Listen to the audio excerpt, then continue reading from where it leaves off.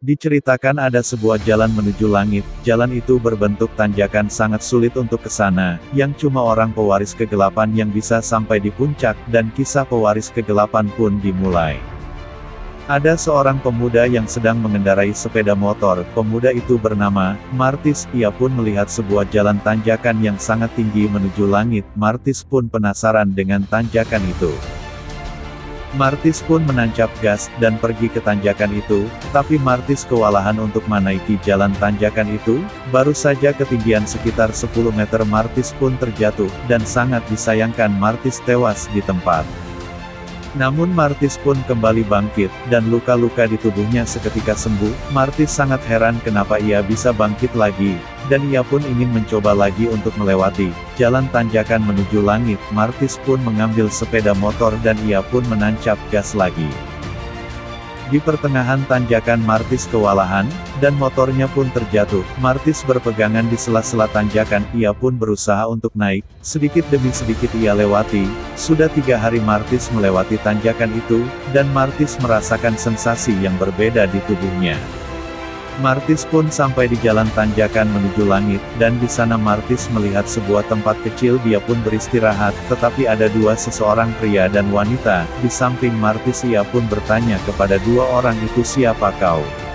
Tetapi 2 orang tersebut tidak menyebutkan namanya, mereka cuma berkata, "Kami sudah lama menunggumu Martis." Martis pun terkejut kenapa mereka tahu namanya, dan Martis pun terdiam setelah melihat ke atas, yang di sana ada burung raksasa yang sangat besar. Martis ingin menelpon temannya tapi teleponnya terjatuh, namun tiba-tiba Martis bisa mengendalikan teleponnya agar tidak jatuh. Martis sangat heran mengapa dia bisa mengendalikan benda.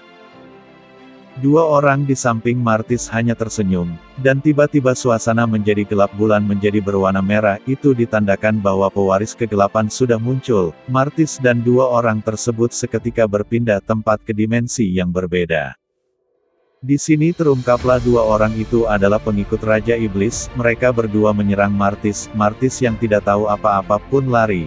Namun di tangan Martis muncul sebuah pedang legendaris. Pedang itu pun hancur dan pecahan-pecahan pedang itu menyerang pengikut Raja Iblis itu.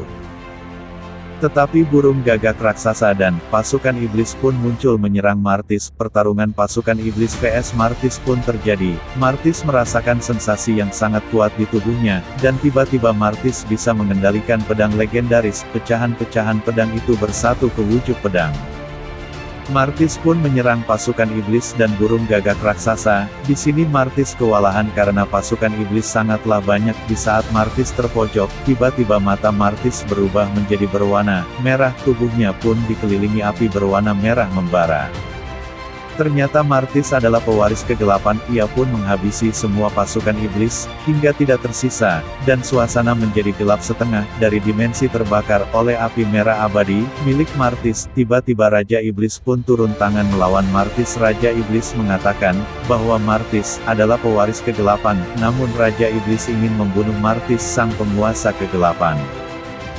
Raja Iblis tidak mau Martis hidup, karena Raja Iblis ingin menguasai kegelapan. Pertarungan penguasa kegelapan vs Raja Iblis pun terjadi. Martis sempat terpojok, tetapi mata Martis tiba-tiba keluar api merah membara. Raja Iblis melihat mata Martis, seketika Raja Iblis terbakar dan menjadi abu.